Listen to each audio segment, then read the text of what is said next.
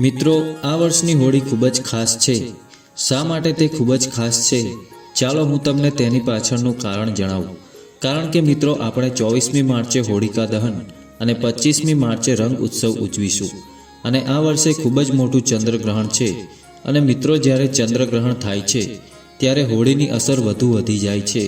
જેઓ સાધકો છે, જેમ કે જેઓ તંત્રક્રિયા જાણતા હોય છે, જેઓ મંત્રો સાબિત કરવા માગે છે, અથવા જેઓ આધ્યાત્મિક ક્ષેત્ર સાથે સંકળાયેલા છે, આ વર્ષે ગ્રહણ ખૂબ જ શુભ રહેશે। મિત્રો, 2024માં હોળીના દિવસે ચંદ્રગ્રહણ છે।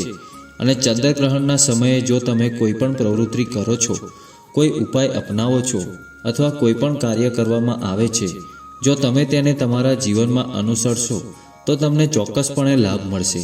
પછી તે પૈસા આકર્ષવા માટે હોય કે સંપત્તિ કે કીર્તિ મેળવવા માટે, આ હોળી ખૂબ જ ખાસ બનવાની છે।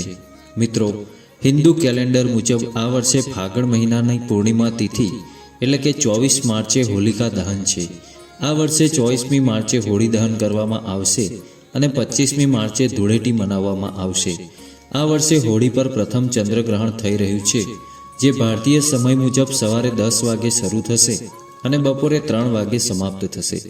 જો કે આ ગ્રહણ ભારતમાં દેખાશે નહીં, તેથી અહીં હવે સૂતકકાળ માન્ય રહેશે નહીં। જો સૂતકકાળ માન્ય ન હોય તો ખુલ્લા હૃદયથી હોળીની ઉજવણી કરી શકાય છે। આ ચંદ્રગ્રહણથી ભારતમાં કોઈ ફરક નહીં પડે। જ્યોતિષ શાસ્ત્ર અનુસાર હોળીના દિવસે કરવામાં આવેલા ઉપાયો ખૂબ જ જલ્દી શુભ ફળ આપે છે। આજે અમે તમને એવા જ ઉપાયો વિશે જણાવવા જઈ રહ્યા છીએ। હોળી પર આ ઉપાયો તમારા માટે ખૂબ જ ફાયદાકારક સાબિત થઈ શકે છે અને તમારું જીવન બદલી શકે છે। તમારા દુર્ભાગ્યને સારા નસીબમાં પણ બદલી શકે છે। તમારી સમસ્યાઓનો પળવારમાં અંત લાવી શકે છે। મિત્રો, પ્રાચીન પરંપરાઓ અનુસાર પિતા અને પુત્ર વચ્ચેનો સંબંધ ખૂબ જ પવિત્ર સંબંધ માનવામાં આવે છે। પરંતુ પ્રાચીન સમયમાં રાક્ષસ રાજા હિરણ્યકશ્યપ અને તેના પુત્ર ભક્ત પ્રહલાદની વાર્તા છે, જ્યાં એક પિતાએ તેના પુત્રને અગ્નિમાં બેસાડ્યો, પરંતુ ભગવાન પ્રત્યેની તેની ભક્તિએ તેને બચાવ્યો। ભક્ત પ્રહલાદ ભગવાનની ભક્તિમાં એટલો તલ્લીન હતો કે તેને કોઈ પણ નુકસાન ન થયું। એનો અર્થ એ થયો કે સારાથી દુષ્ટનો પરાજય થયો અને સારાનો બુરાઈ પર વિજય થયો। ઇતિહાસમાં આ તહેવાર એવો પણ બન્યો કે સત્યની હંમેશા જીત થાય છે। અને આ ઘટના પણ સંદેશ આપે કે જો ભગવાનમાં શ્રદ્ધા મજબૂત અને અડીખમ હશે તો કોઈ પણ મુશ્કેલી તમારું કંઈ પણ બગાડી શકશે નહીં। તો મિત્રો, આજના વિડીયોમાં અમે તમને એવા શ્રેષ્ઠ ઉપાયો જણાવીશું જે તમારા જીવનમાં પરિવર્તન લાવશે, તમારા જીવનમાં એક નવો મોડ લાવશે, તમને ગરીબી, મુસીબત, ઉદાસી અને દરેક પ્રકારના દુઃખોમાંથી મુક્તિ મળશે।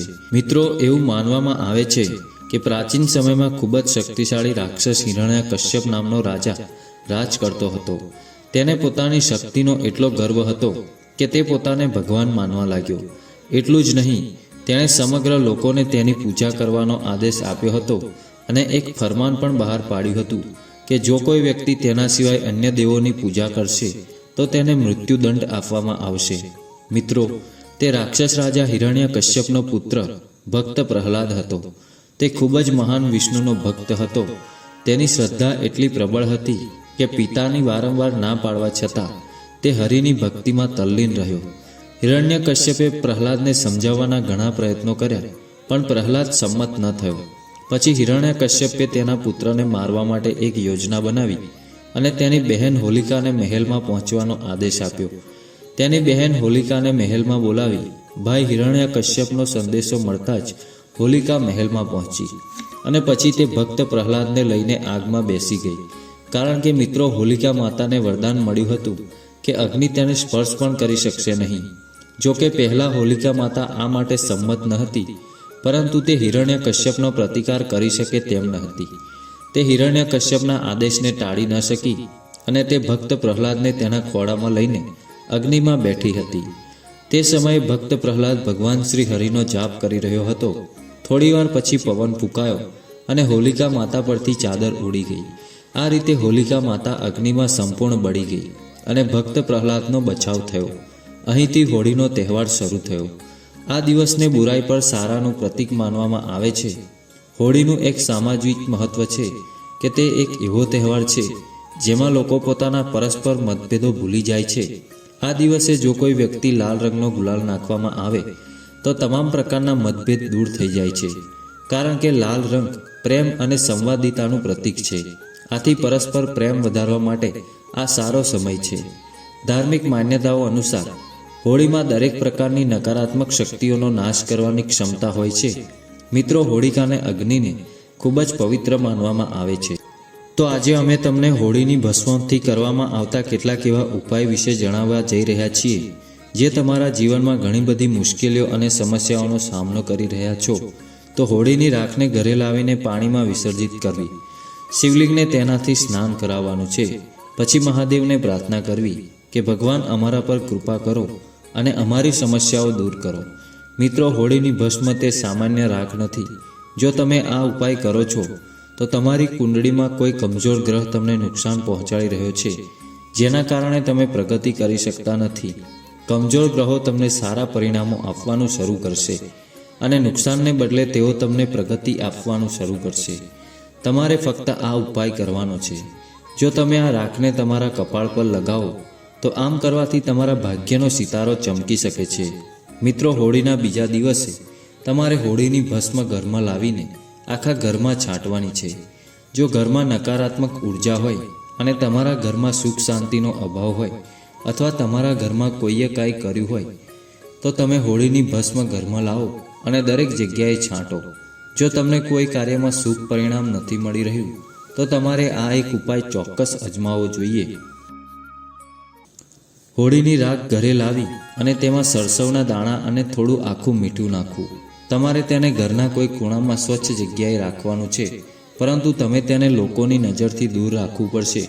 જો તમે આમ કરશો તો ચોક્કસ તમને સારા દિવસો જોવા મળશે અને ઘણા સમયથી તમને ઘરમાં કોઈ શુભ ફળ નથી મળી રહ્યું.